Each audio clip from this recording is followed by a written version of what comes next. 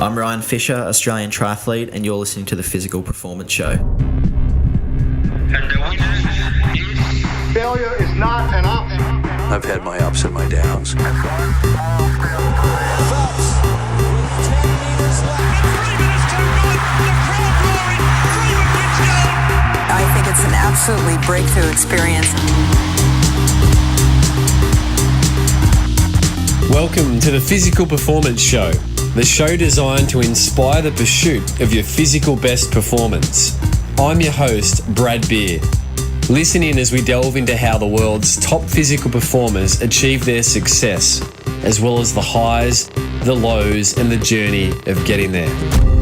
Let's get ready, set, let's go.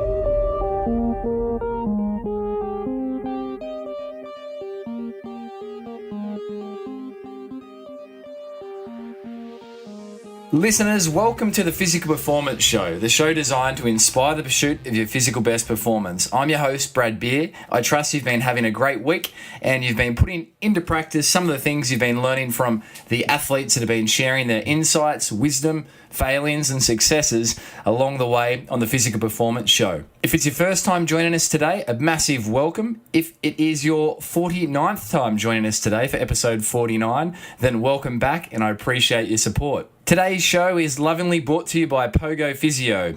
We exist to help you perform at your physical best so that you can do the things that you love to do in life. And we do this through our industry first, fixed fee, unlimited access, 2, 6 and 12-week finish line programs. The benefit to anyone on a finish line program is it's unlimited access. You get the treatment that you need versus the treatment that you can afford on a session-to-session basis. They're worlds apart in philosophies, and they're also worlds apart in terms of results. So if you're in need of physical therapy and you're on the Gold Coast or in southeast Queensland, jump over to pogophysio.com.au and check out the finish line programs. As always, a massive thank you to those that have been reviewing the program and leaving those on iTunes. I enormously appreciate that. It's real feedback for me that gives me juice to keep doing these week in, week out. So thanks to everyone that have taken the time to leave a review on iTunes. It means a lot.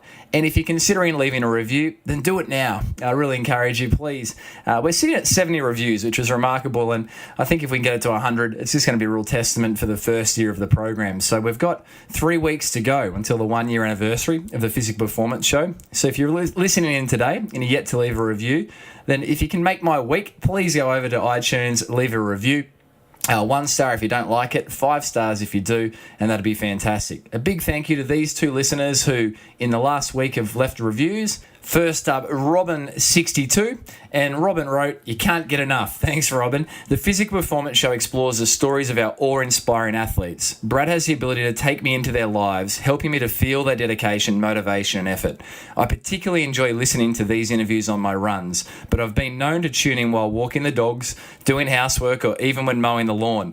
Each and every interview teaches me something new and motivates me to train smarter. Thanks, Brad. Keep them coming. Robin, really appreciate you taking the time. And isn't that the beauty of this medium, this thing called podcasting, where you can do it, listen in on the run, out the backyard, doing the dishes. I'm the same. I've often got headphones in my ears, walking around listening to podcasts. So thanks very much, Robin. And also to Peter Galea, who emailed me through the week to say, I first saw a post for one of your podcasts when I started following you on Instagram. I listened to that particular one and have listened to all previous and every other episode since. Keep up the great work. I really get a lot of motivation and inspiration, as well as ideas and mechanisms to assist me in stretching my performance boundaries. Regards, Petra. Petra, thanks very much. It's exactly what the show is all about. Helping us as listeners explore our physical best performance through the sharing of the highs and the lows and the journeys of the great guests that we have on the program. So thank you very much, listeners, for those reviews. I hope you enjoyed last week's episode featuring the one and only Chris Macca McCormack. what an icon of triathlon, and really what an icon of the sporting world. I just think Macca shared so earnestly around his journey, and the feedback's been really positive for that episode. So thanks for everyone that's been sending through feedback on social media, also Instagram, etc. Obviously, which is social media, but the comments have been thick and fast, and I really appreciate that. And I know Macca gets a kick out of it too. So thank you. If you're yet to listen to that episode, jump back, listen to episode 48, featuring 4 times triathlon champion, 2 times Hawaii Ironman world champion triathlete Chris McCormack. He takes you through the journeys from the very early days of triathlon here in Australia through to the very highs of the sport with winning Kona and everything in between. It's a fascinating look into his world. And excitingly, we're on the eve now of the Super League Triathlon. At the time of recording, this episode, we were a few weeks out with today's guest, Ryan Fisher, from the start of the Super League. And by the time this goes live, it'll literally be on the eve before the racing starts up on Hamilton Island, the Friday, I think it's the 17th of March. I've got the pleasure of going up for that and doing some physio duties for the Super League Triathlon Series, which I'm really looking forwards to. Hopefully I'll get a chance to catch up with a few of the world's best triathletes while I'm up there, potentially even able to line up a few episodes of the show. But today's guest, Ryan Fisher, is a great follow-on from last week, Chris McCormack. Ryan's a young Australian triathlete on the rise who made his Olympic debut in 2016 at the Olympic Games in Rio. And to his own standards, his race was a little bit disappointing by his own standards. I think he had a great debut, tough racing. He'd been ill just before his Olympic debut. And his story of how he qualified for the team is really quite remarkable. He took an abstinence from the sport, came back with a very short time frame to qualify, and did extremely well, picking up a qualifying spot. And Ryan takes us through how he's been in love with the sport, out of love with the sport, and in love with the sport, starting as a junior, a talented junior. There's some real takeaways on how to approach our sport from Ryan's sharings, so I hope you really enjoy it. Let's jump in with Ryan Fisher, Australian Olympic Triathlete.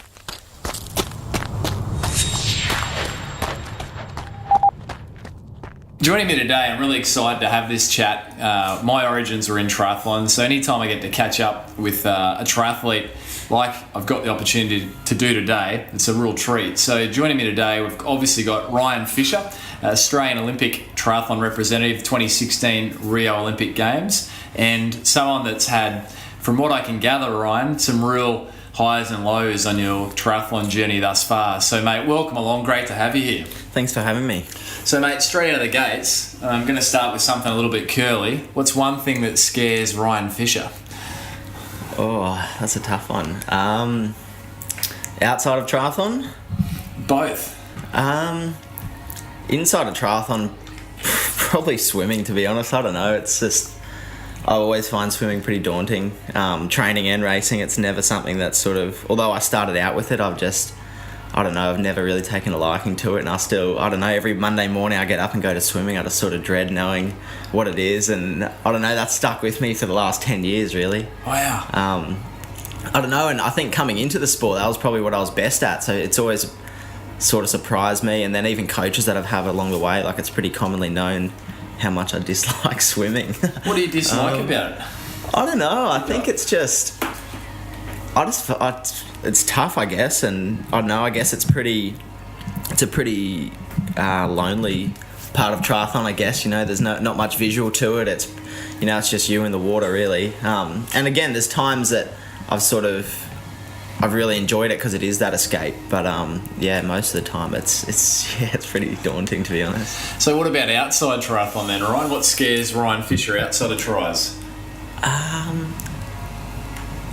Outside of triathlon is probably the biggest thing, I think, that scares me in a weird way is becoming too consumed by triathlon, I think, as weird as that may sound. I think, I don't know, I guess, and getting to a point that, say one day when I leave the sport and then what's after that, and I think that sort of scares me to, I guess, have nothing lined up and just sort of one day go, I'm done with triathlon, and then have nothing ready to step into, and that's something that I've always sort of tried to make a conscious effort to, I guess, prepare myself for. Yeah, wow. So, well, thanks for sharing. Let's just go there on that thought. What sort of conscious effort, what do you mean by that in terms of preparing for the end of your triathlon career, when that would come? Yeah. Well, I guess at the moment I'm studying, and that for me is sort of my, I guess my thing at the moment that I have in my head is, preparing me, because, I think and it's triathlon especially compared to a lot of sports even, I think because it is so time consuming, and then when you do have time, it's, you're absolutely ruined most of the time, and it's maybe from an outside perspective it's easy to think, why don't you just go work or study and stuff, but when you've had a 6-hour training day or something, and the last thing you want to do is then put your head in the books or go to work or something like that. And I think, and for a long time I did nothing but triathlon, and then it sort of took me to notice people that were older than me in triathlon and sort of thinking in my head, what are these guys going to do when they finish, and knowing what they had sort of done, and that sort of scared me and made me, I guess, think about my long-term future, and what I wanted to do and things like that, and sort of, I guess, gave me a bit of a kick to sort of, I guess, set myself up for the day that I do walk away from the sport. And Ryan, what are you studying, mate? What's your...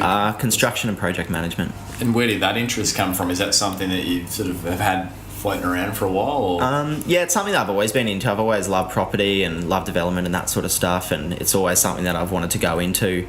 But yeah, it wasn't really until the last sort of 2 years that I've actually done something about it, I guess. And I love it.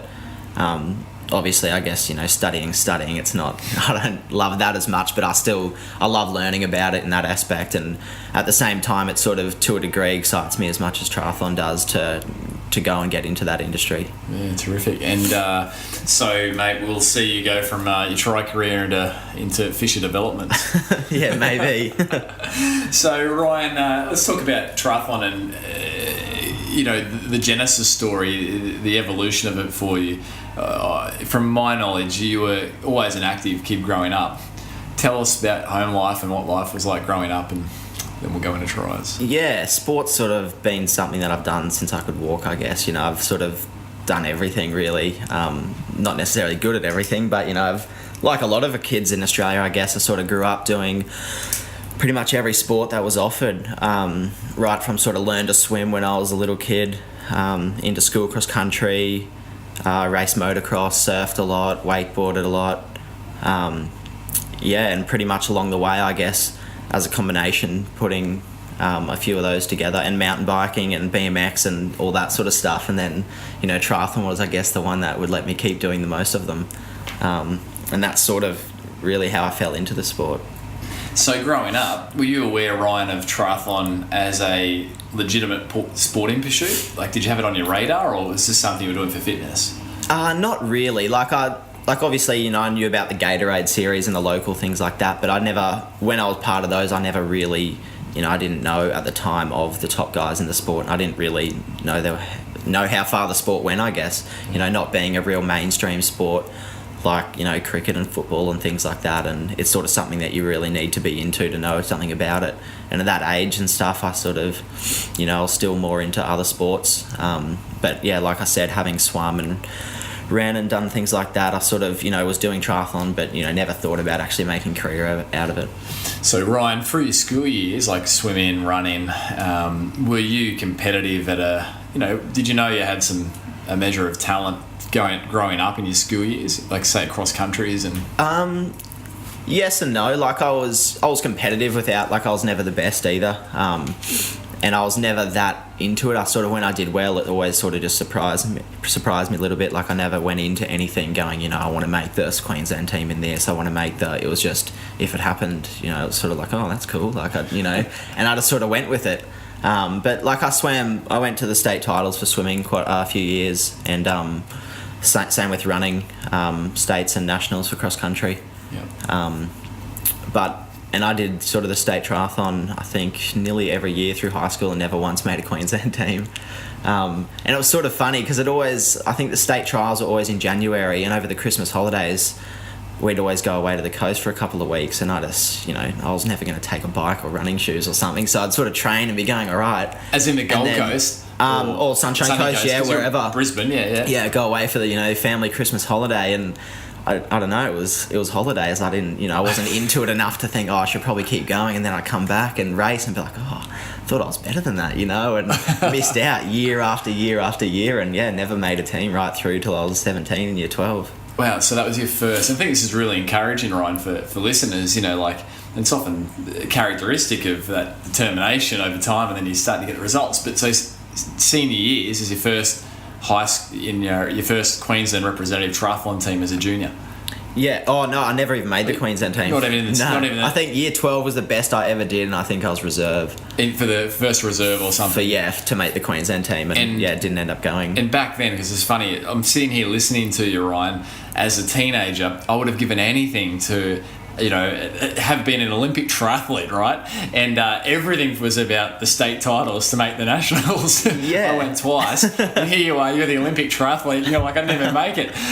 So I think this is beautiful. Mate, so the school years were a bit devoid of triathlon representation, but it wasn't your huge focus. Like, were you even riding your bike at that stage, or? Yeah, I was, but at the same time, if something else came up, it wasn't something where I'd be like, I have training today. It was more, there's riding on tomorrow. Do I want to go? Yeah, or nah, not today. For no apparent reason other than, I don't really feel like riding today. It wasn't like a structured, I was a triathlete. It was just, that was something I did, but at the same time, I played school soccer and things like that. Was probably a lot more into that, to be honest.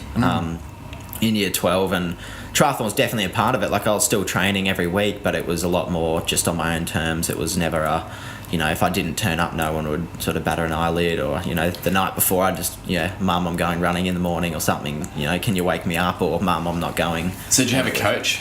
Yeah, I did have a coach, Dave McKean, who was who had a triathlon squad in Brisbane, and he was a school teacher, and it was actually funny. We had quite a few guys, I guess, that were part of it at times that went on to be quite good. There was a guy called Michael Hepburn, who I went to primary school with, who now rides for Orica Scott, and sort of we trained through that group. And there was another girl that went on to go to a junior worlds for triathlon and everything. But it was a group that I guess was, and looking back, it was perfect. It's probably not like what some of the groups are now with kids that age. Like, it was very, very casual, just 100% about fun and enjoyment of the sport, and just we'd do like relay type things in training, and just basically anything to make everyone keep turning up and just love it. And no one ever really took it too serious, and we'd just go there, everyone was super competitive, and we just race each other and then go home, and that was it. Wow, this is amazing. And so, can you remember your first bike ride?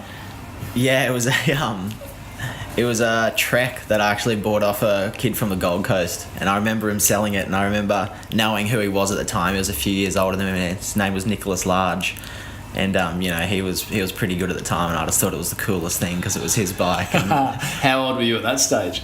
I was probably 13, I think, or 12 when I would have got that bike. And before that, I just borrowed a road bike from the local bike shop, and he used to just lend it to me for races, and I just train on a mountain bike in between, and come to race day, I was like, I need one of the ones with the skinny tyres because they're the fast ones. And yeah, that's cool, mate. And so you bought Nicholas Large's bike, your first legitimate bike. Can you remember what the group set was on that first bike?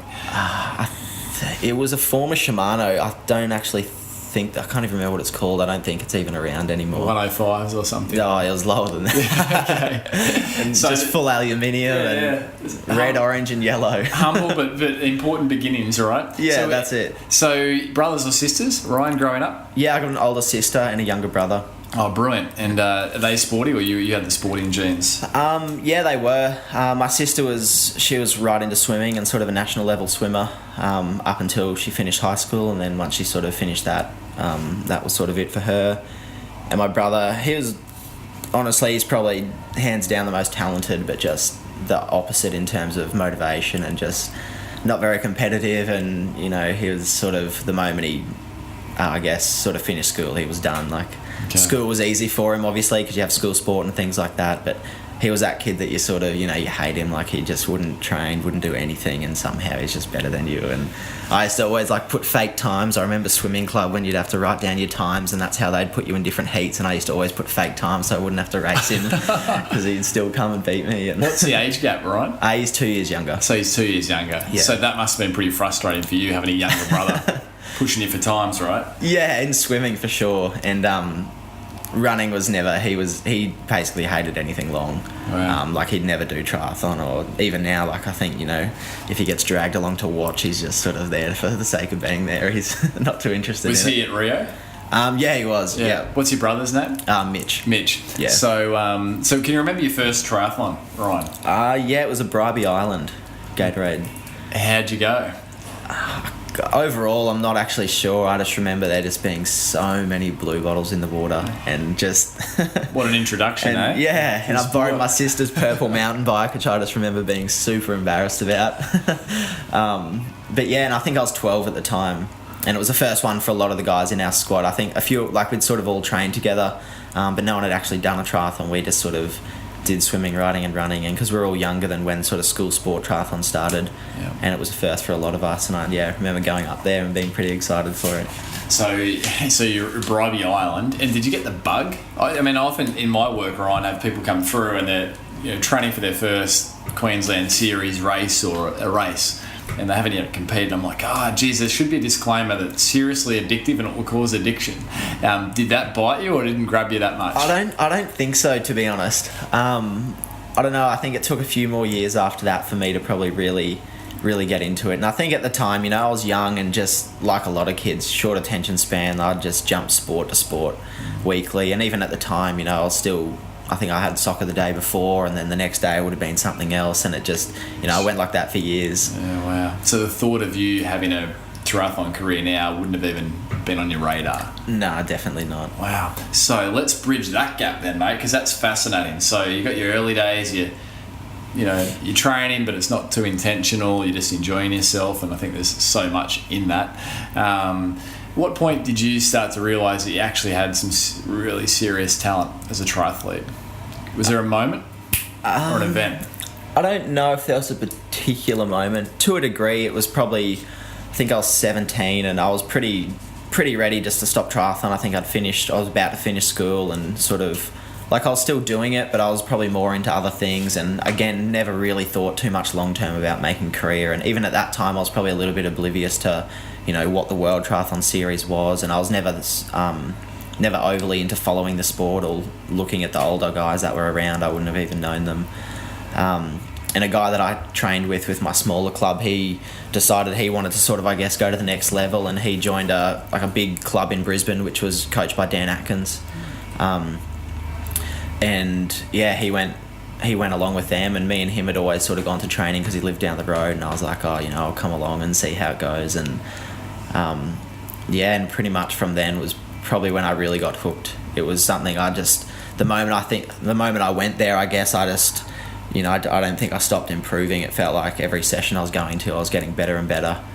And I think that's probably what really hooked me to the sport. And it was a fun sort of environment to be part of. And Dan and I always got on really well, as well. And there was another group of boys there that we were all similar age. And we sort of all became really good friends. And that's probably when I had the biggest passion for the sport. How old were you at that stage, Ryan? 16, 17. I was in year 12. Yeah. Okay. And so then post-school, what did post-school look like for you? You finished school? Yeah. Once I finished school, and it was actually through that, and again, I didn't know a lot about the whole National Junior Series, and I was pretty blind to all of it. I just sort of just going along with it, and there was a series coming up, and I knew there was trials to make the Queensland development squad, or I think Jets they called it at the time.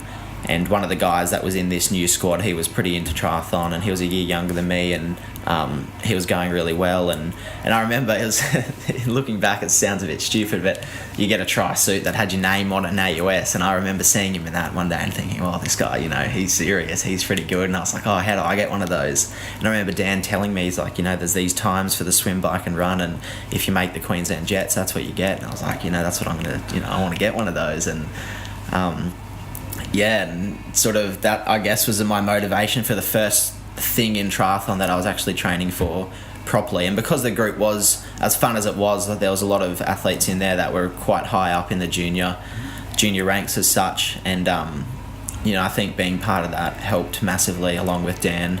I think he was a perfect coach for me at the time. I was probably not the easiest person to coach. Why not?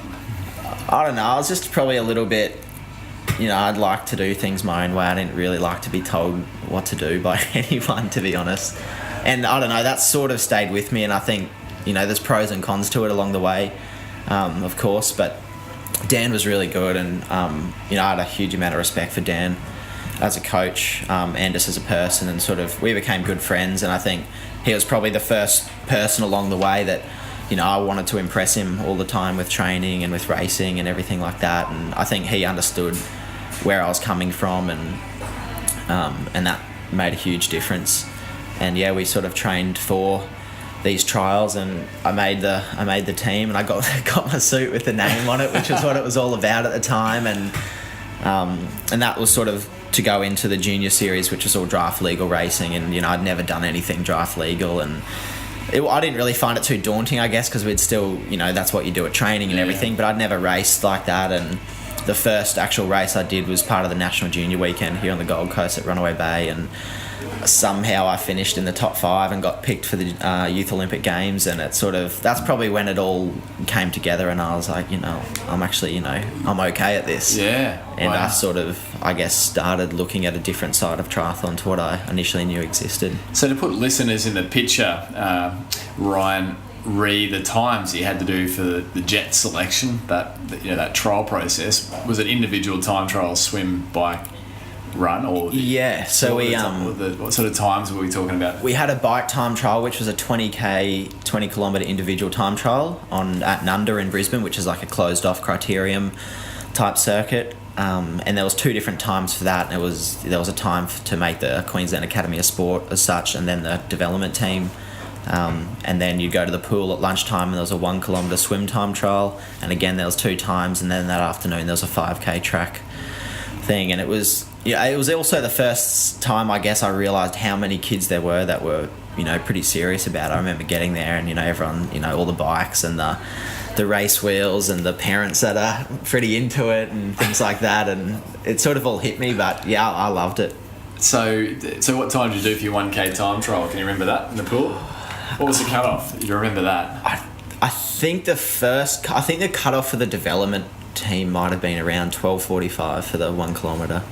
And it was funny because the first ever session I did with Dan, and because before that, having come from swimming, and that being my better leg, I sort of had this ignorance. I was like, I was going into races and coming out of the water at the front quite easily, and then just, going downhill from there. And I just stopped swim training. I was like, I don't need to swim. And looking back, I don't know how I ever thought that was going to work. And I ended up going to Dan, and I was the worst swimmer in the group by far. And we went there, and the first session was a 1k time trial. And I remember there was this young girl in the lane who lapped me about 4 times. And I was just like, I don't know if I want to go back here. This isn't like the last group that I trained with. But then I improved massively, sort of minutes within the first 2 months of training. And you put that down to you in the pool, your swimming base from all those years? Yeah, I think so. I think, it's not achievable necessarily if I'd never come from swimming, but having swum so much growing up and then stopping, obviously, again, I have no idea why I thought I was just going to keep How swimming. long was that break for? I'm not even too sure. I'm sure I would have gone swimming randomly, but I just, I was like, I don't really need to swim. I'll just ride more or something else. And So you got through the time trial in the pool, even though you're underperformed by your own abilities. Yeah. Bike, run. What did you run for the 5k back then? It just puts listeners in the ballpark. I think probably the first ever one that I would have done would have been probably mid-15s. Yeah. And in looking now at some of the kids, that'd be, there's young guys now at the same age going, nearly a minute quicker than that. But yeah, I guess that's just progression in the sport. And evolution, isn't it? So the Youth Olympics, that was what year? 2012? No, that was. But 2008. 2008, 2009. Okay, that sort of time frame. So it's sort of 2008, 2009. So you selected from the top 5 at the National Junior. Luke, day on the Gold Coast here, off to the Youth Olympics. How'd that play out for you? I was equal last, actually. It wasn't. Was that what you expected? Again, I I don't really know. I can't sort of remember what sort of mindset I went into it with, but I sort of, I went back to training, and it was, again, it's sort of because things, I guess, fell in place, because I didn't actually know at the time that it was even a trial for the Youth Olympics. I know there was Youth Olympics the following year, but I had no idea how you sort of got into it, and then it was only after that I remember people speaking about it, and they were like, oh yeah, this was, whatever else, and I was like, oh, okay. And I think I sort of took the same sort of mentality onwards. I just sort of kept training, and I was, doing local races and whatnot along the way, and sort of going there. That was then, I guess, the next level up, and I had no idea, I guess, how into it, some of these guys were. And I think it was Jonathan Brownlee that won that Youth Olympics. And I just remember seeing him and just being like, this guy's unbelievable. So you bookended it. Johnny Brownlee at the front and Ryan Fisher bring yeah, up. exactly. Something in common. So you watched Johnny win that, and you thought, this guy's unbelievable. Yeah.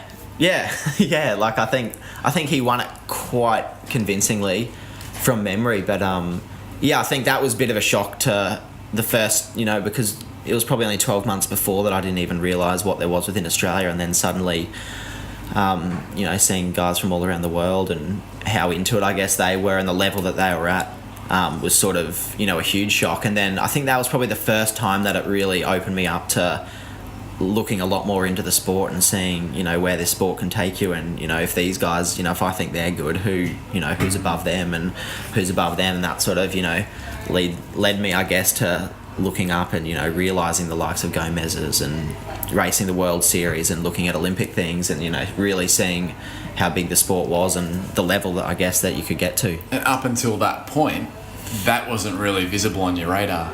No, I was pretty blind by it all, and I was just loving it, to be honest. I was just enjoying training, and we had a great group, and it was more like, you'd go there, see your friends, and like I said, Dan and I got on well, and it was just, that was, I guess, what attracted me to it more than it was training for races or wanting to do anything in particular in the sport. I mean, I think that's a beautiful story of what enjoyment can do in prolonging the athletic development of juniors. I also just am struck by the irony that I wonder if it's because my youth years were always on a weekend when the series was on, the domestic triathlon series in Australia. We'd have the St George, the Tui's Blue, the Accenture series, and, therefore we were connecting how the guys in that were going, or the athletes in that on the world scene, because you were following both, but maybe without that visible in front of you on a domestic level, which we'll come to obviously with the exciting developments of the sport coming up with the Super League announcement.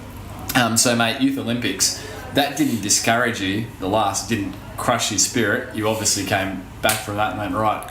Yeah, I'm sure at the time I remember, I guess, it being a bit of a shock. I was like, wow, I just came last. This is sort of, that wasn't too fun. But at the same time, it wasn't something at all that, I guess, dampened my thoughts on the sport or anything, because having gone into it without really even knowing what I was going into, I wasn't going into it, thinking I want to win or I want to podium. I had no idea.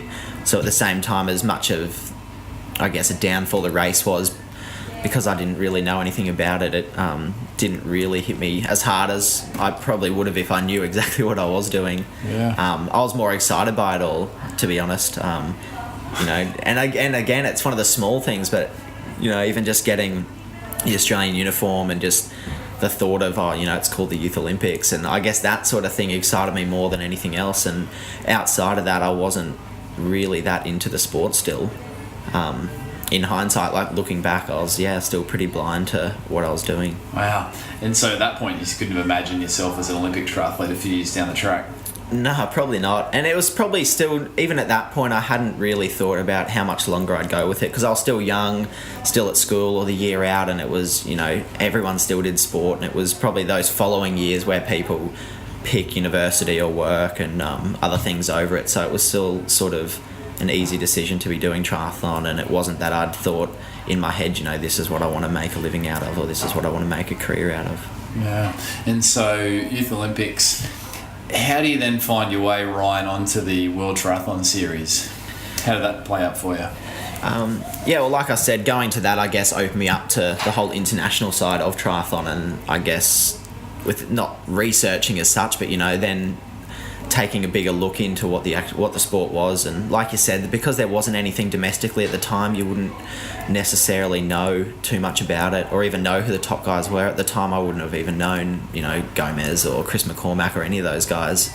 But yeah, and then sort of when I did look into it and see that there was, a world competition as such, and there were guys making a living out of the sport and the Olympic Games and whatnot, I got a lot more obsessed by the sport, and stayed with the same group and started really training hard. And the next year being because I had another year in juniors still, and I sort of was a lot more aware that there was a junior series and they were used as selection races to make the world championships, and I was aware of all that this time, and I think that changed my whole perspective on the sport. And that was probably the first time that I then went into races with the thought of I want to win this, or I need to win this to make this team, and probably the first time I'd even felt pressure in terms of triathlon.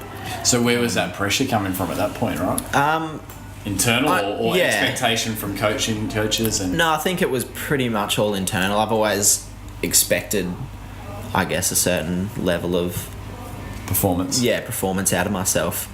And the next thing that I wanted to do was make the Junior Worlds team, and the World Championships was in Budapest in Hungary. We had 3 selection races, and I ended up winning the Australian titles, which was in Melbourne at the time, which is how I got selected. And and that was the first time that I'd I guess been indulged in the world of elite triathlon as such. We went to France for a few weeks beforehand, which at the time was where the AUS program was, and the likes of Brad Carterfeld, Emma Moffat, they were all over there, and that was probably a big eye-opener to think this is an international sport, these guys, and knowing that these guys were living over there for 6 months and racing, and I was there for 2 weeks, but it felt like a lifetime, and just sort of, I guess, being in awe of the whole thing. It was just so different to anything that I'd ever expected. What was your age at that stage, Ryan? I was 18. You were 18? 18, turning 19, yeah. And so, Moffy and Brad, they were well and truly further on in their careers at that stage, and did you kind of feel a little bit like awestruck with wow, what am I doing here? I think it was just really exciting. I was over there rooming with a guy from the Gold Coast who was in the team, Drew Viles, and I just remembered, we were just like little kids in France, really, just absolutely loved it, and just sort of I don't know, neither of us had ever been to Europe before, and then being over there together, and I guess having a little bit more freedom to a degree. Outside of training, we just jump on our bikes and ride into the town, and not be able to talk to anyone, but still try and talk to people, and the whole thing was just, it was really exciting. And at the same time, I was probably training harder than ever, and we were going 2 sessions, and there, and we'd all swim together and stuff. So it was sort of, even that, every session felt, I guess, a little bit, not pressure, but I guess excitement, just swimming with Brad, and Courtney was there at the time, and all these guys that at that point I knew a lot about them and who they were, and so you had a quick education of the world triathlon.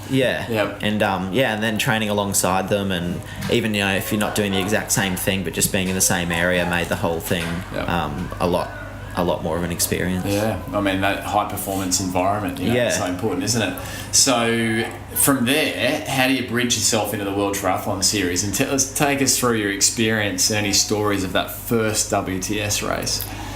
So sort of went to that World Championships, and then I was out of juniors, so that's sort of the first time that I stepped up, I guess, to Olympic distance racing. And at this stage, your years chronologically, 20? Yeah. 20? Yep, 20. And sort of, I think the only Olympic distance race I'd done was Noosa.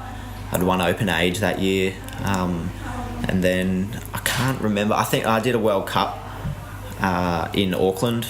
Yep. And it was my second ever World Cup, and again, I sort of was going into it, and this is in a way probably where the mindset helped me, I guess, but not knowing half the guys who I was racing, and I hadn't heard of, outside the absolute best of the best, and then the Aussie guys, I didn't really know anyone else, and sort of ended up having a dream race in a way. We had a front group out of the water and broke away on the bike, and ended up running for second and third with Bevan Doherty, and I knew who he was, of course, but not probably to how good he was at the time, and he was in his later medalist. And he was in his later years of his career, and I ended up finishing third in that World Cup, and that sort of, I guess, gave me a fair bit more attention from the National Federation and the Academy of Sport and things like that, and from there I ended up racing the first World Series of the year the following year, which was in Sydney, and I think in the team Chris McCormack raced, and then it was myself, Ryan Bailey, Aaron Royal, and possibly Brad Carterfeld, I'm not sure. Was that a Sydney race, WTS? Yeah. We had the age group race there as well. Was that 2011, 12? 2011, I think it may have been, and we sort of started at the Opera House. Yeah. And it was a pretty iconic, sort of race, and I was revisiting the 2000 Olympic Games, wasn't it? Yeah, and I actually did the age group race the day before, or the same day, I can't remember, and watched you guys. Oh, wow. And I think who won it that day was South African, wasn't it? Gone blank. Oh, because I remember seeing Macca come. He was trialing for the games, right? Yeah. So that was sort of Macca's initial comeback type of thing, and that was my first race, as well as I think the other two. Royal and Bailey, who are obviously the other guys that went to the Olympics this year. Yeah, right. And the three of us got absolutely smacked. I think we were... When you say smacked, where did the race blow apart for you? I think in the swim. In the swim. I remember having a pretty average swim and coming out of the water, and the ride was hard at the start, but riding is sort of something that's always come probably a little bit more naturally to me, and we ended up, I think the whole race came together and there was a massive group of us, and even that was probably, being in that race, and I remember sort of riding behind guys, seeing the names in their suits, and by that point, having pretty much known who they all were, or having known the names, and it was exciting. But at the same time, the three of us realistically were pretty out of our element, I think. And being the year that it was, coming up into Olympic cycle was hard. It's when everyone's in form, everyone's vying for their own country's Olympic spots. And that was London 2012. Yeah. And I think we finished, I can't remember who, I think Aaron Royal may have finished 39th, I was 41st, and Bailey was 42nd. Yeah, so you guys were close. Yeah, and then I remember reading a few things after, just, people giving it to us and saying how bad we were. And what, so specifically, Ryan, what, press articles? Or I think, it was just a few media or articles and just triathlon pages and stuff. But at the same time, I think it was sort of it was a hard point in triathlon for the men in Australia, because you sort of had the older guys in Brad and Courtney that were in their prime, and then the sort of the age group that sort of bridged Bailey, Royal and myself sort of, I guess they didn't all leave the sport, but that was a sort of an area where there was a lot of change within Triathlon Australia, and to a point it pushed a lot of people away, and a lot of the good guys at that sort of in that middle age group didn't really end up sticking with ITU. They sort of quit the sport, or a lot of them moved on to non-drafting, and which is probably why we at that age were even given a start at WTSs, which looking back we were probably out of our element, but that obviously a lot of people don't see that, and they would have just seen the results and be like, we got no one coming up. And once upon a time we would have had in the 90s or the early 2000s. Yeah, exactly. But the big difference, and I maintain, which is without the domestic series, that visibility is not there. The juniors, so it was as you say, a different sort of season of life for triathlon, wasn't it? How did that make you feel, though, some of that negative press? Was it like, I'll show you, or was it a little bit like, oh, maybe we don't belong? I think at the start when I probably read it, I was a bit, like, oh, that's a bit hard, and sort of, but I've never really been someone that's cared too much about that type of stuff. And the same thing with it positive. I think it's, it's so easy, and sport's one of those things that I think you learn pretty quickly when things go going well. It's great. You don't need help. Fun. Nothing means anything. When you're going well, it's easy. Everything comes. Everyone sends you messages saying this and that and all that. But then when you go bad, you get the bad things written about you, and not the same people aren't there, or the same support network behind you isn't always there. And I don't think it takes very long to know what you really need in the sport. But in saying that, I've never really cared too much about it. I've sort of always just laughed it off. And same thing, if you read something good, it's just like, oh yeah, it can make you feel good, but it's one person's perspective, and you read another that says something else, and at the end of the day it means nothing. So Ryan, the Olympic journey for you, 2016 debut Olympic Games, it didn't go smoothly lead into it for you with some illness. You're right before obviously Rio, but the selection process was pretty, obviously some depth in the men's ranks. One of the key selection races I was down there watching it on the day was obviously here on the Gold Coast.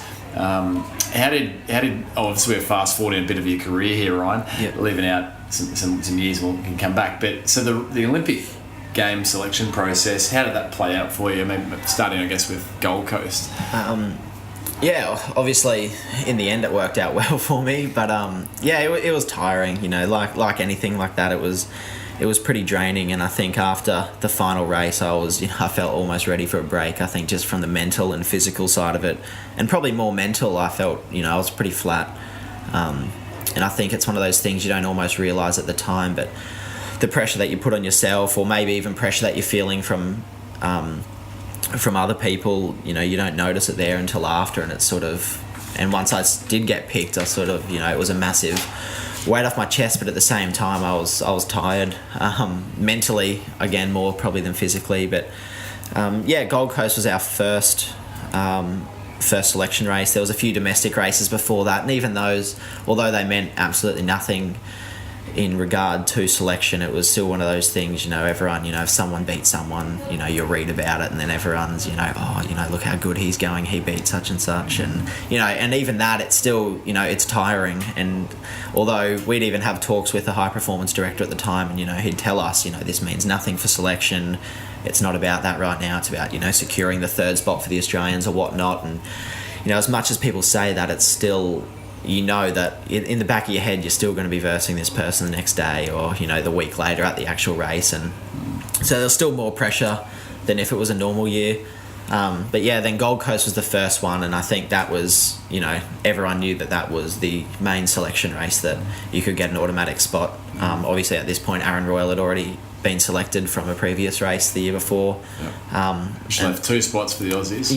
And there was a squad of, I'm not sure how many, but I think realistically it was only really myself, Ryan Bailey and Jake Birtwistle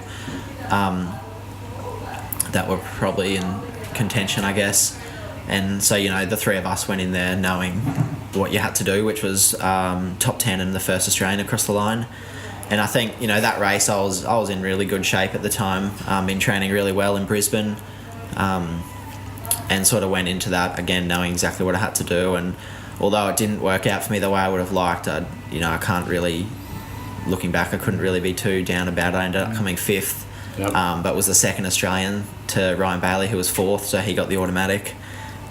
What was the gap between you and Ryan? I think it was about 13 seconds or something. So it was close, but, you know, close doesn't get you picked either. Yeah. So it was sort of, as good as it was a little bit disheartening, but at the same time, you know, I think in the back of my head I was still confident that I had more to give, or and could get better from where I was.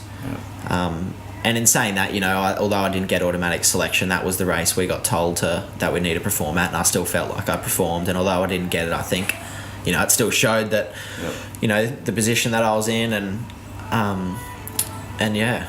Was that a career highlight for you at that point, that race? That was my best result in the World Series. In that World Series. I mean, that day Jonathan Brownlee took the race. Marion Mola picked him, didn't he? I think. No, Jonathan. Oh no, hang on. He may have got passed.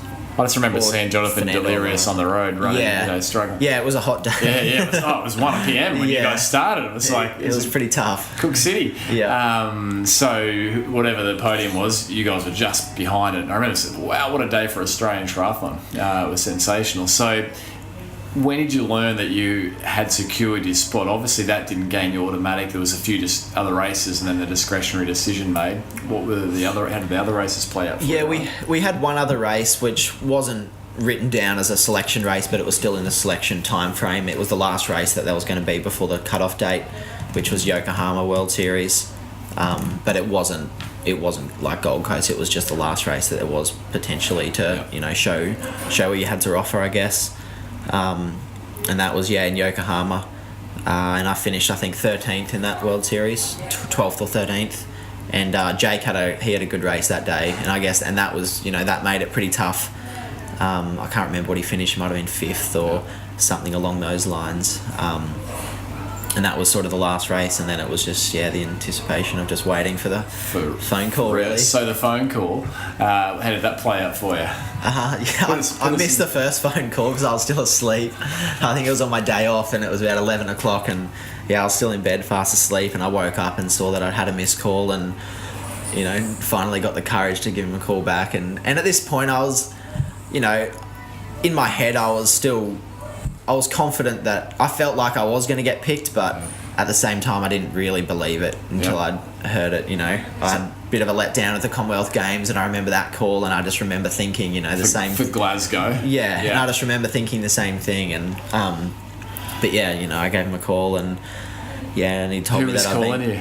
Bernard Savage, who was our high performance director at the time.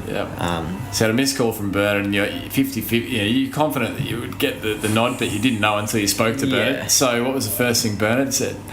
I think when I first called him back, I was like, sorry, I was still asleep, and he just sort of laughed, and I think without him even saying anything, I could tell, he was pretty chirpy and pretty happy, and seemingly happy on the phone, and I'd hope he wouldn't be like that if it was about to shatter my dreams. So and then he just said, you've been selected to the team, and congratulations. And that's awesome. It was a pretty short conversation. We didn't really talk too much else, and my coach had actually just found out as well, so I spoke to him after. And so your coach found out independent of you finding out? I think he found out at a similar time. I think he got given a call just after. And then And so what was the first thought through your head? I don't know, like obviously you're excited, but at the same time I just felt like, I guess, a massive relief, because the first, when I sort of decided that triathlon was what I really wanted to do, that was the sole thing in my head was, it's an Olympic sport. I want to go to the Olympic Games for this. It was never, I want to be a world champion, or as much as that would also be great. The Olympics was what I wanted, and I think, irrelevant of how good my career was, I still, if I never made a team, I think I would have always held that over myself. And it was sort of the first, I guess, not that I've been tough on myself, but I've always, again, expected a lot from myself. And I think, I think if I had have left triathlon without making it, I never really would have, irrelevant of what else I'd done, I don't think I ever really would have been that happy with how I went in it, and felt like a bit of a letdown. So at that point, in a large degree, your dream was achieved. Obviously you wanted more, but there's a big tick, big collective relief. What did Mum and Dad say? They were Dad's pretty old school, and his doesn't show a heap of emotion. You get the handshake and the well done and well stuff. Well done, son.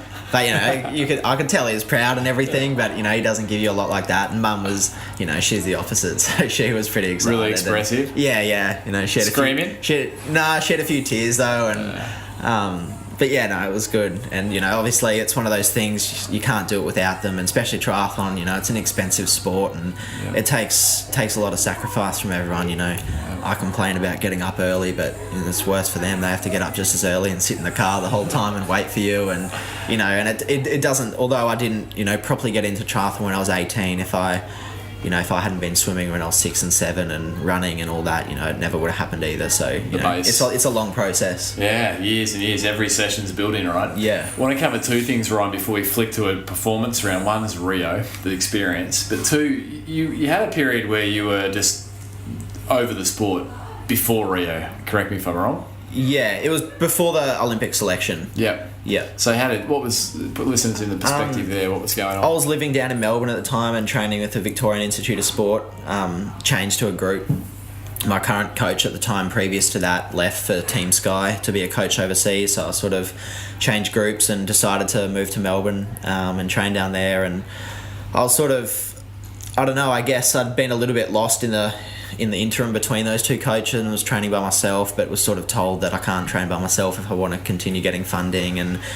But at the same time, there was no environment that I really wanted to go to, and there was a number of other things along the way, and I think I just lost the enjoyment for the sport massively. And I've sort of, it's been ebbs and flows really my whole triathlon career, to be honest, with my love for the sport. I've never been one of those people that just has lived and breathed triathlon since day dot type of thing. And and previous to Melbourne, I just sort of I was like, I'm a bit I'm over this now. I don't really know if I want to do it anymore. And there's a few other things going on, and I ended up I I sort of came back from overseas, and I came back early, and just that was it. I sort of put my bike bag in the corner, and I don't think I unpacked my bike for about 6 months, and I don't think I went for one swim, ride, jog for at least probably 4 months. So what had triggered that? Or was any cause? Nothing in particular, just a number of things. I think to a degree the coaching change and shift, I think, sort of left me a bit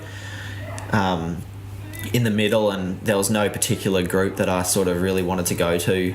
This was when I was in Brisbane, sort of, there was a group that I was getting told I should probably go to, and I didn't think it would work for me and my personality and whatnot, and then a few things outside of the sport that I guess that I wasn't super happy with. And I've always been someone that's sort of thrived on, I guess, happiness in a weird way, when everything, if I'm loving what I'm doing outside of triathlon, that's hugely correlated into triathlon and performance. And I think with those few things there, and I just put a lot of that then down to triathlon, and I was, I wasn't that happy, so I was like, well, I don't like triathlon then, whether it was actually triathlon or not. I was sort of looking for any out, really. And I'd previously been in touch with a few AFL clubs, just random emails here and there, and I never really thought much of it because I did triathlon and that was my thing, and then I sort of ended up contacting one of them back and speaking to them, and I was in Melbourne at the time, and went down and sat down with the Melbourne Demons and spoke to them, and was going to do a bit of a trial. And it was funny, there was someone that actually worked for the Melbourne Demons that used to work at the VIS, and I think word got into VIS, and I was still on scholarship there for triathlon, and they weren't real impressed that I was still on scholarship and looking at other options and whatnot. But at the same time, if they had told me that they were going to cut my scholarship, it wouldn't have fazed me at all. I had no intention of going back to triathlon anyway, and and I think I just needed that time away from the sport, I think, and sorted out a few things, and just these are some personal things. Yeah, a few personal things, and just in general, I think with triathlon, I'd always put a lot of pressure on myself, and I had not really got to where I wanted to be at that point in time, and I think again just lost the whole emphasis on enjoying what I was doing, which was triathlon, and a lot more of that was put onto performance, and then when I wasn't getting that, I sort of that was making me dislike it more and more. And it sort of, I think the time away, there was one point where I actually, I was like, oh, maybe I'll just go for a jog. And I hadn't run for probably 4 months, and I went for a run, and I was like, this isn't that bad, and sort of enjoyed it a little bit. And then I'd sort of go to the pool and just swim 800 meters or a K or something, and jump out. And what year was this, Ryan? What year was this? This was the year before Olympics selection. Yeah. So this was 2000, or the end of 2014. Yeah. 2000 and the start of 2015. And the coach I was with in Melbourne, Danielle Stefano, she was probably the only reason I kept going. She was super understanding of where I was at, and I was really honest with her, and I told her then that I was looking at other things. I was like, I don't like it anymore, I don't really want to do this. And then after those 4 months, she was really understanding and happy to let me join in whenever I wanted, and really did it on my own accord, and I guess found the love for why I initially got into it, and just enjoying swimming, riding and running, and taking all the emphasis off performance, off making teams, off anything else like that, the competitive side, and just enjoying going out riding with a group of mates and having a chat, and doing all the cycling things and having your coffee and whatnot. And through that, I'd sort of found my love for the sport again, and I think for a while I'd always looked too long term, instead of I'm someone that, I guess, having grown up playing a lot of footy and things like that, you train during the week and you play that weekend, and it's you have that short term motivation, and I started looking really long, and I think that just made the whole puzzle a million times, a million more pieces, and it started becoming, in my head, unachievable, or there was too much to it, and I think I lost sight of the small things. And was it because it was also maybe, Ryan, unmeasurable in the sense, because it's not like, as you say, you train during the week for footy, you go play footy on the weekend, your scorecard's there, you go again. But triathlon, there can be sometimes for your races quite a gap. Yeah, and I think with an endurance sport, you realistically, you can't race every weekend, and there's times where I'd train for 4 months without one race, and for someone like me, that's I find that's the hardest part, and I think, again, saying my sole reason behind wanting to I guess, do triathlon at the top level was to make the Olympic Games. And, you know, I was only six months out of the start of the selection process, and I was looking where I was at, and I was just like, you know, this is never going to happen. There's no way, the way I'm feeling now, am I going to go to Tokyo? You know, that's 6 years away. Like, this is, you know, and making Rio seems unachievable with where I was at now. And I think that was a lot of it, was part of it. And then when I had that time away and just sort of got back to the fundamentals of going for a run and coming back and going, you know, I feel good now. I'm getting fitter and just enjoying it. And we had a great group in Melbourne, and, you know, still now that I'm not there, they're some of my best mates. And that along with the coach was, you know, the sole reason that I did find the love for the sport again. And you know, and through that again, started improving quite quickly. And yeah, I was trying not to ride the wave of fitness, I guess, too much, and just, you know, good session, bad session, it didn't matter. Just go there, get it done, enjoy it, and walk away, and that was it. And, you know, and I think through doing that, I sort of took all the expectation off myself, and race by race, I sort of, you know, I pretty much started back from scratch, but did it in a fast track version. I did a Gatorade race, won that, did this, next race sort of won that, did Numia International Triathlon, won that, to try and get a World Cup start, went to that World Cup, won the World Cup, and that was my ticket into getting a start at the Gold Coast World Series. And I knew I had to win that World Cup or I wasn't going to get it, because I hadn't raced for such a long time. Wow. So you did all that in a really rapid, which speaks, I think, largely to two things. One, the base of the years of enjoyment, the fact that you enjoyed it and stayed in it for so long, but two, obviously the quality athlete that you are, because there'd been other athletes vying for selection that had been hard at it without a break, right? Yeah. So, mate, wow. So Rio, you rocked up to Rio, and what was one highlight from Rio? We'll talk about the race itself, but one highlight. What's a memory that you'll take from Rio you'll never forget? I think, you know, the best part about Rio was, outside of the race itself, was, I guess, just being part of the whole thing and being surrounded by other people that, you know, whether they're a gold medalist or whatever they came in their event, everyone there has sort of been through the same thing. And, you know, no one in sport, irrelevant of, you know, how you go at the Olympics or whatnot, everyone that's there has had ups, downs and everything in between. And, you know, it's cliche to say, but having then done it myself, you know, it's so true. And you see these other stories of other people, and, you know, and I think just for everyone to be there, you know, in a weird way, it's sort of a celebration. And then to have a few mates, close mates in other sports there, and, you know, outside of triathlon, that was really cool to be there and be with them and support them. What were their sports? Your mates? What were other events? I had a mate in the swim team, and then as well as Henry Frayne, who was a long jumper. Yeah, cool. And just being there and hanging out with them, and, you know, it was the same as what you do at home, and then suddenly you're both hanging out in Rio. I mean, neither of us, you know, we hadn't seen each other for a fair few months, because you're both, you know, different parts of the globe doing your own thing, and yeah, it was cool. And so the actual try, how did it play out for you? You'd been unwell, that's my knowledge, led into the race. Yeah, the race I was, and still now, I'm pretty disappointed about it. And I think it was hard because I sort of, you know, going into the race, I was 10 times better athlete than I'd ever been before. You know, I was, in terms of data and what I was doing in training, I was, you know, way ahead of where I was at Gold Coast and anything else. And, you know, I was excited for the race. I thought it suited me and everything else. And about 2 days before the race, I started getting pretty sick, and you know, I tried not to think about it too much, but, you know, I think when you're that sort of wound up close to an event like that, it's, you know, it was hard not to let the negative thoughts come into your head. And sort of illness is something I've struggled with a lot in terms of traveling internationally and racing. It's sort of, you know, I've been struck down a number of times. I have a 6-hour flight and somehow I get off it and I'm on antibiotics for 2 weeks and everyone else is fine. And, you know, and getting there, and yeah, it was hard, but at the same time, you know, I tried to, I guess I sort of got taken away from the other boys and put in a place by myself. Because you were... Yeah, just so I wouldn't so what were your make anyone symptoms, else... like your general glands and... It was basically just like a flu. Yeah. And, you know, I was... Sore throat. Yeah, sore throat.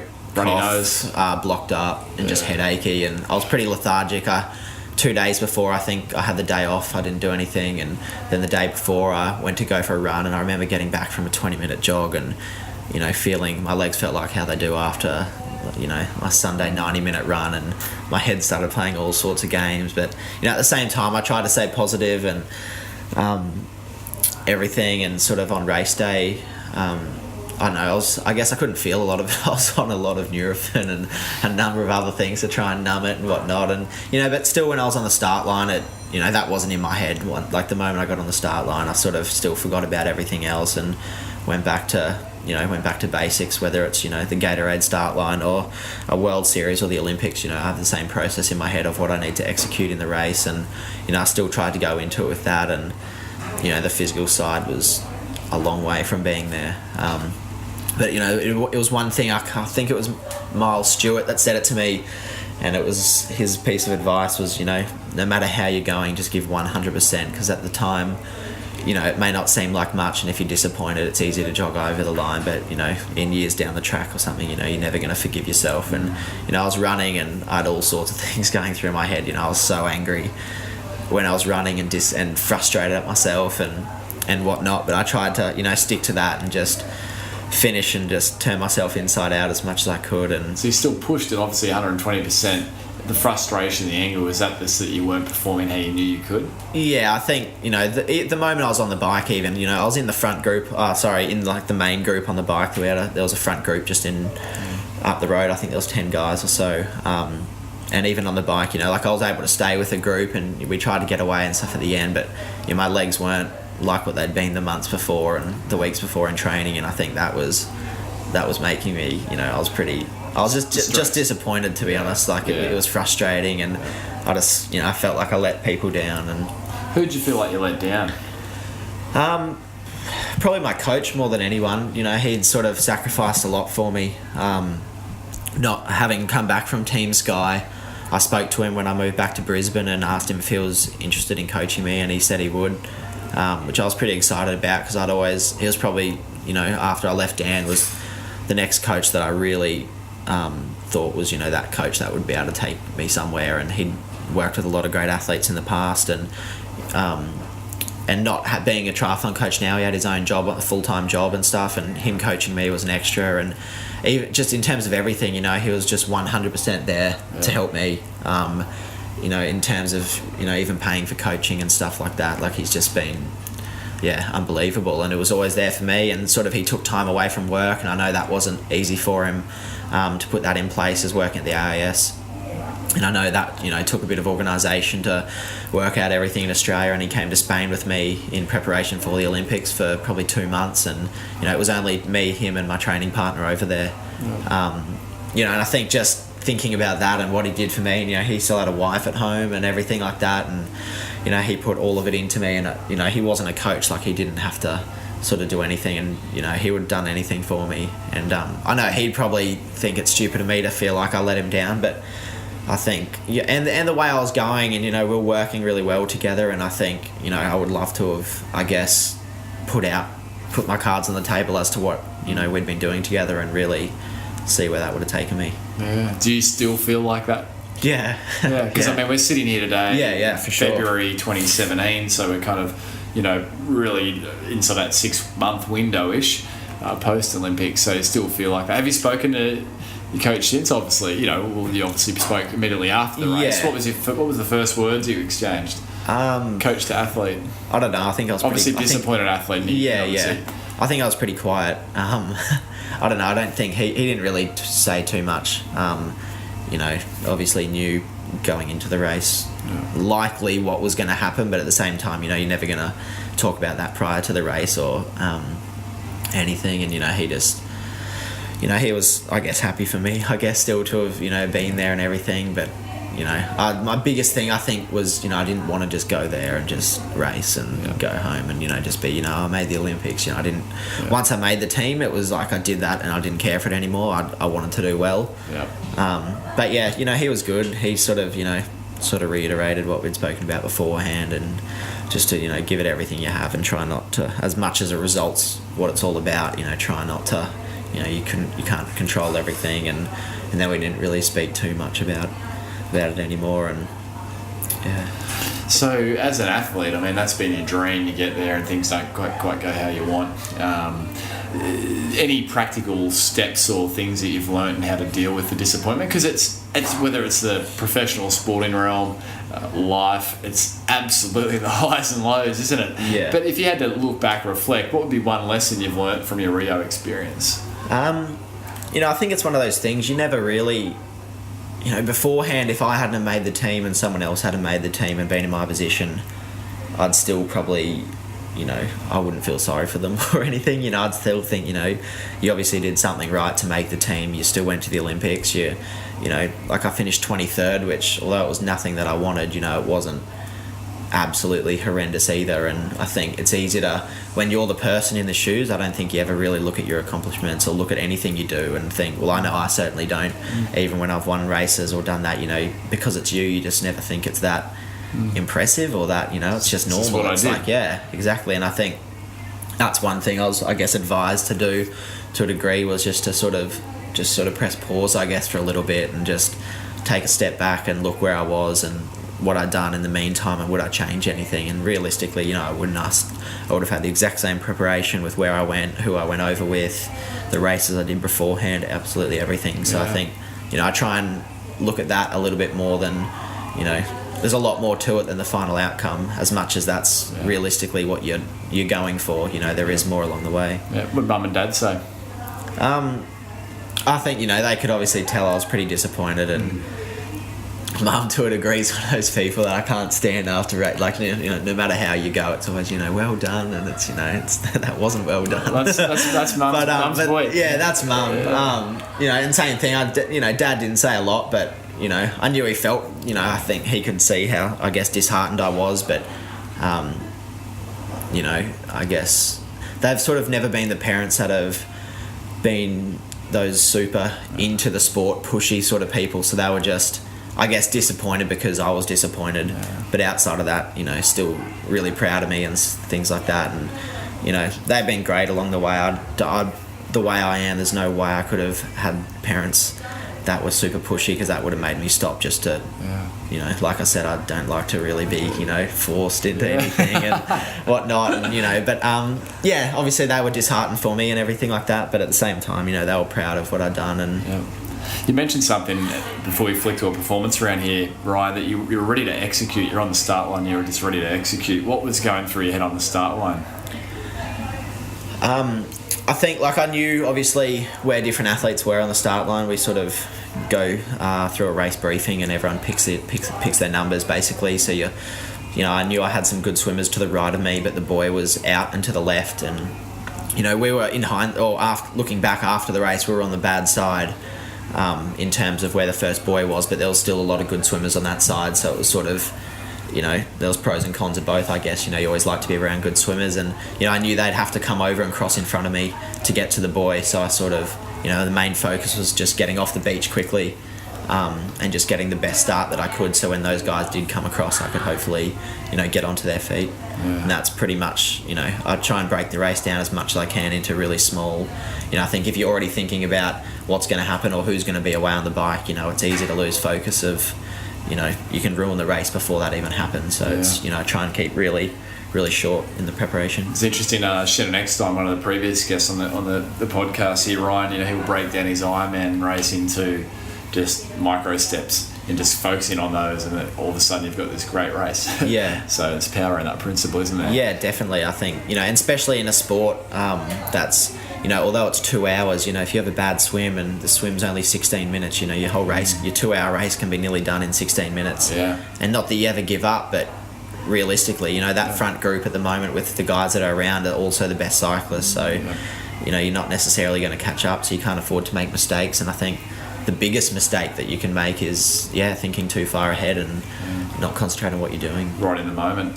So, Ryan, ready for the performance round. What's your most liked training session? I'd probably go straight with a brick session, which in triathlon is swim, bike, runs.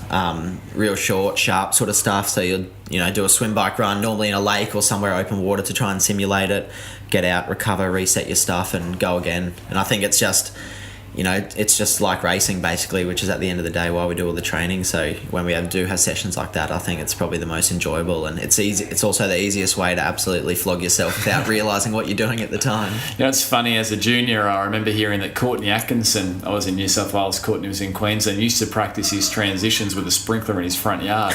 So I remember hearing that story at one of the junior races and going, right, I'm going to get the sprinkler out in the front yard, and we'd run up and do a transition with the bike on the tree, and off he'd go for the run. That's one way to simulate it. So, and he was quick, right, with the transitions. Mate, most disliked training session? Probably Tuesday morning swim session. It's like I said before, swimming's something I've always found the hardest, and it's a sort of a longer, more aerobic swim session, and I think just purely because of the length of the intervals, I probably, the mind wanders a bit, and I start thinking in my head how much I'm not liking this sometimes, and it just seems to drag on a bit. So we won't ever see you swim in the English Channel like Chloe McArdle, mate? No, definitely not. Bedtime, morning time, in typical training life for you, what's that look like? I don't know, normally I'd sort of, once I finish training for the day and have dinner, I'd just sort of jump on my bed with a computer and do what a lot of people do, I guess, just browse the internet and do a lot of other useless sort of stuff, and like to get into bed relatively early, and then sometimes catch myself sitting on my phone for 2 hours and suddenly it's not so early, but I've tried to steer away from that lately. In the mornings, pretty quick, get up early and pretty much make a coffee, have something to eat, and jump in the car and head off to training. Yeah, cool. What time would that be, typically in the mornings? Now that I've moved to the Gold Coast, we get to swimming at 7 o'clock and in the water at 7:30, where back in Brisbane it was sort of, I'd get up at 10 to 5 because I swam with a group that's based at a school, so, they have other things to do. And so it was early? Yeah, it's a pretty early start. I have to laugh at your evening, phone browsing and things. Ryan Gregson, one of the show's previous guests, thinks that's the thing that puts him to sleep, and Nick Willis thinks that weight sessions are the thing that puts him to sleep just before he goes to bed. So whatever works, mate. Yeah, everyone's got their thing. Everyone's got their thing. Mate, tell me the athlete you admire most. Who is it and why? Honestly, right now, there's probably no particular athlete that I look at and have a soul, that's who I want to be like or anything like that. Speaking casually before we sort of started, I said, growing up, I don't know, it sounds a bit weird to say it now, but Kane Eggstein was someone that, and for no apparent reason other than, I used to follow the Nutrigrain Ironman series, just watching it, always thought it looked pretty fun, and he was just the guy that I sort of, I guess, attached myself to liking, and sort of went for him, and then sort of always had this thing in the back of my head that I'd like to do the Coolangatta Gold one day, and that was through the years that he was really dominant, and he was the wallpaper on my laptop for a number of years. And yeah, he was probably the only person that I used to follow in terms of sport. Yeah. So and Kane, what was it? Was it about his racing style? Is that what appealed to you?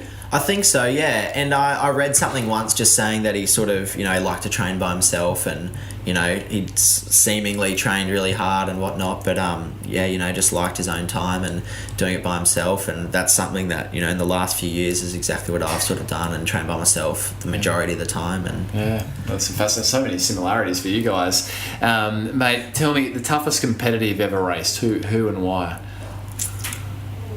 Toughest competitor? I guess at the top level, you're going to have to say Alistair Brantley or someone. But at the same time, I'd probably say, in terms of someone that I've raced a lot more and I guess had a lot more head-to-heads with, I'd probably say someone like Dan Wilson, who's a local Queensland guy, and I don't know, there's just something about him. He's not super quick in terms of speed. If it ever, came down to a sprint finish, I'd back myself, but he's just got this mental strength behind him, and just, I don't know how, what his VO2 or something's like, but his engine just seems unbelievable, and he's one of those guys that just does not stop, and they're the guys that you hate to race against, and I've had quite a few head-to-heads with him, so yeah. Is there a mantra, Ryan, that you use when you race? Like something that, it might be obviously triathlon individual disciplines, but is there anything that you'd routinely have pre-race or during the race going through your head as a mantra?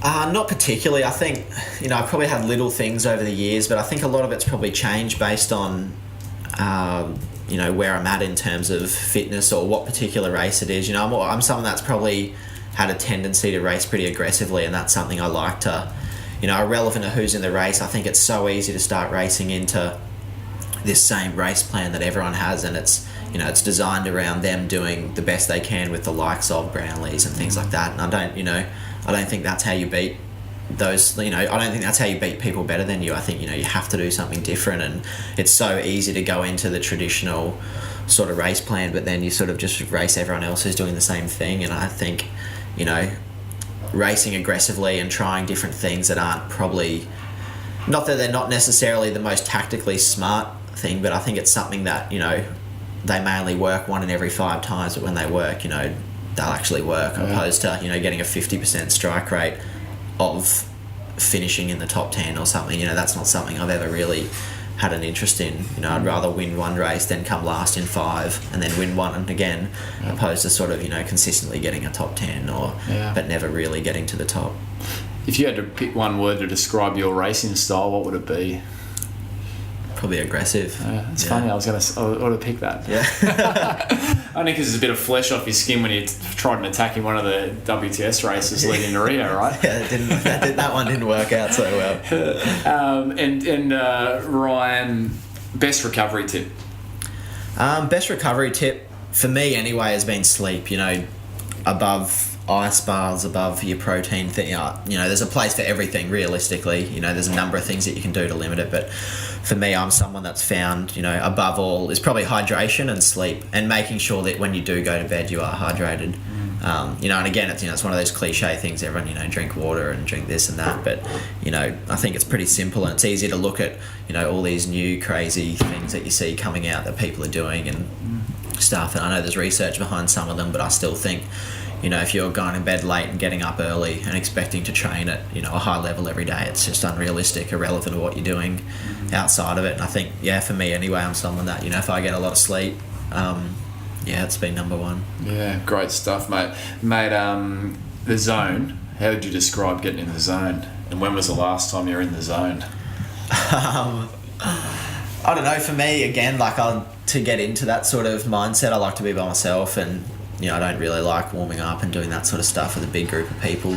But at the same time, you know, I'm also not someone that, you know, just sits there, you know, in the corner with my iPod and listening to, you know, all sorts of heavy metal music and stuff. I'm someone that, you know, I probably, from the outside perspective, looks like it's a casual approach, but that's sort of the way that I keep myself calm. And I think, you know, being an endurance sport, it's not something that you necessarily want to be on the start line, absolutely, you know, ready to tear someone's head off, you know, because I think it's easy to then panic when things go wrong, or, you know, you dive in and, you know, you got to be thinking about things, and I don't think, you know, having a super high heart rate and things like that are good for it. So, you know, to get in the zone for me is probably just to do at whatever particular race it is, to be as casual as I sort of can, or that sort of approach, and just go into the race just thinking about what I need to do, and just not getting, I guess, I try not to basically think about anything around me, who's around you. Like, you know, once you get there, that's all irrelevant. Yeah, it's great. I mean, Dick Telford, AUS exercise physiologist, renowned, often you would share around, you know, making sure you're not too revved up on the start line, because there's glycogen stores that are fueling that, you know. That's exactly what you're calling for in that hour 30 mark of the hour 40 race, whatever, you know.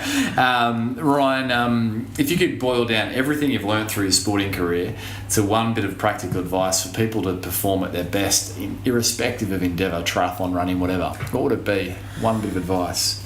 I'd say consistency. You know, I think above, you know, everyone's doing the same type of stuff to a degree. Obviously there's, you know, particular sessions that different people do, and different groups and coaches have their own philosophies, but I think at the end of the day, you know, there's no one super session or super coach or anything that can just make anyone good overnight. I think it's just about consistent training, and a lot of that just really comes down to staying injury free and enjoying what you're doing. You know, if you're, like I was saying before, you know, if someone like me that gets to the point that then you need 4 months off or something like that, you know, it's probably not ideal, but, you know, I think if you're enjoying what you're doing, I think that, you know, I guess it's more of a mental thing, but I think from what I've learned anyway, that's to a degree had more power over my performance than, you know, any special run session or anything else. Yeah, great. Mate, if you could have dinner with a bit of a fun question coming out of the serious performance round, 3 people, who'd be at the dinner table and why? Oh, that's a tough one. Firstly, I'd probably say Dave Gibson, who's just one of my best mates and probably someone that I have the best laughs with and things like that. So I'd probably have him there to enjoy it. Is that Gibbo? Yeah, I guess so. The generic nickname for someone with that last name. Gibbo, if you're listening, at the table. Yeah, he won't be listening when he sees my name on it. So I'd probably say him. Two more seats. Can be live-in or past. Okay. I'd probably say. Oh, gee, I've never even thought about something like that. That's tough. It doesn't seem like it should be a tough question for dinner. I'd probably pick someone like Steve Jobs, actually. I've been reading his book lately, and outside of everything that he's obviously done, I think he'd be someone that I'd just love to listen to, and I think you could just absorb so much information on life and get a bit philosophical with. So he'd be someone, and then the third person. So Gibbo and Steve Jobs. Yeah, they're not very comparable, but and then again, though, someone on a different level again is maybe Kane Eggstein. I think maybe if I actually met him, I might not be so in awe. You know what they say, you never want to meet someone that you look up to, but yeah. Well, good news. We could maybe help you get Kane at the table. Gibbo, you can sort out. But I don't know if I actually want that. I might be a bit uncomfortable after listening to this. That's great, mate. If listeners want to follow your journey, obviously we'll sort of touch on the Super League coming up, but we can find him on social, and listeners will drop Ryan's handles into the show notes if you want to jump over and follow us. Follow Ron, I should say. But mate, the Super League Triathlon, that was a big announcement recently, coming up in mid-March, I believe. Hamilton Island. Can you put listeners in this perspective of what's so exciting about this for the world of triathlon? Yeah, so basically it's not a new format of triathlon, but I guess a format that was once around, which was once the Essentia series into St George series, and it was something that I never, when I was getting into triathlon, wasn't there anymore. But even that, I'd having heard so much about it, and you speak to likes of Courtney Atkinson and stuff like that, that's where their most fond memories are, and it was sort of more local racing, and it's a lot more exciting for the general public. If you're not into triathlon, to sit there for 2 hours, which is short course triathlon, it's a long time to sit there and try and be into something. But I think this takes out everything like that, and I think the most exciting thing about it is, you don't really know who's going to be the best at it. You got, the Brownlees are racing, Gomez, the best of the best, and then you got guys like myself that are probably in the middle, and then there's also some younger guys and some guys that are still sort of getting into World Series from overseas. And I think, although there's still reputations and things like that, I think it's something that, no one's done this style of racing. So, to say Alistair Brownlee's the best at Olympic distance is true, but he may not be the best, and there may be a new name that becomes the king of Super League. And I think that's probably what's most exciting, because to a degree I think everyone's starting from scratch, irrelevant of what you've done in the past. I don't think that will correlate to this style of racing. It's basically 3 days of racing with different formats. In the first morning we have a 6.8 kilometre individual time trial on the bike, which is an uphill finish, and I think it gets up to 22% or something like that. So really hard. And that afternoon, you start off with a swim, ride, run, continuous, and the swim you dive into intervals based on your bike time trial.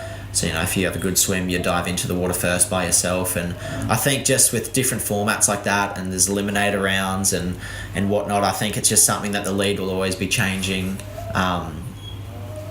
And I think just for something different, and it's sort of like the triathlon of what Nutrirain Ironman series was. And in retrospect, surf lifesaving is quite a small sport. A lot of it's based in the east coast of Queensland, but there's still a lot of people, like I grew up following that, not triathlon, even though triathlon's bigger in the scheme of things. But I think the style of racing that was, attracts me to it as someone that doesn't even do the sport. And I think that's the excitement behind Super League, and I think the theory behind what I think it will do. And as a triathlon fan, it's my sport that I grew up with, and that's all I ever wanted to be was Brad Bevan. I'm so excited. It's almost like I think I sent a tweet out to Macca the other day to say, Mac, I've been waiting 15 years, Yeah. good one. And I know there's a real buzz in the generation that, I went through the youth with, the different athletes in the 1990s, and there's a real buzz. It's like, it's coming back. It's exciting. So, mate, I'm going to be there, not necessarily there in person, but certainly there watching, cheering you guys on. It's going to be amazing, mate. So all the best for the Super League. And what's on the bucket list then outside of that Com Games 2018? I think after Super League, I'm going to do Gold Coast World Series. So that race is back here on the Gold Coast again at the start of April, which is an automatic selection. It's sort of the earliest automatic selection race for Commonwealth Games, with the same selection criteria being first Australian top 10. And then outside of that, I think I'm gonna go into a bit more non-drafting sort of triathlon then. I don't think for the next 2 years I'm going to chase selection in Commonwealth. Okay. I was sort of, to a degree, going to put all my eggs in this basket. In saying that, I'm changing my mind on a number of things, so who really knows? But at this stage, the plan is to qualify for the 70.3 half Ironman World Championships in America later in the year. Sort of dabble in that. And I think, it's something that I personally think probably suits me a bit more. I'll roll the dice and see how I go. Well, mate, wherever you find your bike shoes, running shoes and goggles and wetsuit, plus or minus, mate, wish you all the very best. And mate, it's from someone that's been a triathlon fan. I think you've had a incredible career when you actually get behind the scenes and you take away whatever the finish, which is still a very credible finish in Rio, but obviously if your own expectations not where you wanted it. But if you look at behind the story of qualifying under short time frames, mate, there's a incredible athletic depth there, mate. So Ryan Fisher, you're absolute legend. Well done, mate. Thanks very much.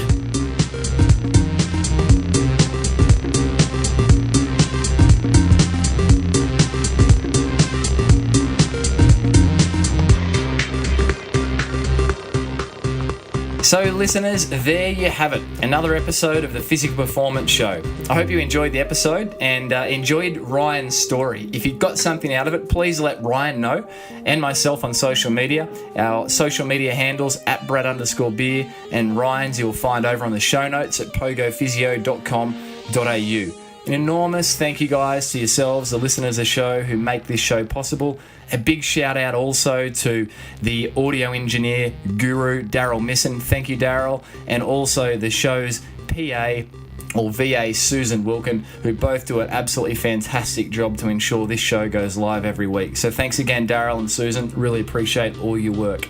Guys, if you'd like to get the Physical Performance Show in your earbuds every week, be sure to hit subscribe over on your app or your device, and that'll automatically populate each week. And if you're a runner and keen on some running tips on how to ensure you can enjoy injury-free running, then be sure to jump over to Amazon or iBooks or Audible now, or even pogophysio.com.au for the paperback here in Australia, and pick up a copy of my Amazon running and jogging bestseller, You Can Run Pain Free. This is a book that shares around the 5 steps or the framework that I've used for years to help runners enjoy injury-free running and to go on to enjoy their physical best performance with their runs. So be sure to pick it up now on Audible, and you can put that in your ears and run around the block and get those insights that way. Coming up in next week's episode of the Physical Performance Show, I catch up with the show's first coach. I catch up with Richard Scarce of the Bond University swimming team, also Australian Olympic team swimming coach. Richard hails here on the Gold Coast, and I was fortunate to catch up with Richard at the practice at POGO. We sat down and we talked through the ins and outs of coaching at the elite level. Richard was perhaps the Australian coach with the greatest pressure on him going into the last year's Rio 2016 Olympic Games. In his stable, if you like, Richard had Cam McAvoy, who was obviously in great form, winning the 50, 100 and 200 free, leading into the Rio Olympic Games at the Australian trials, and swimming what was the third fastest 100-metre freestyle time in history. So certainly there was a great expectation on Cam going into Rio, and obviously Kyle Chalmers got up in the 100 free, and how Richard and Cam both dealt with the following events of that swim, I think, is nothing short of a great testament of their character.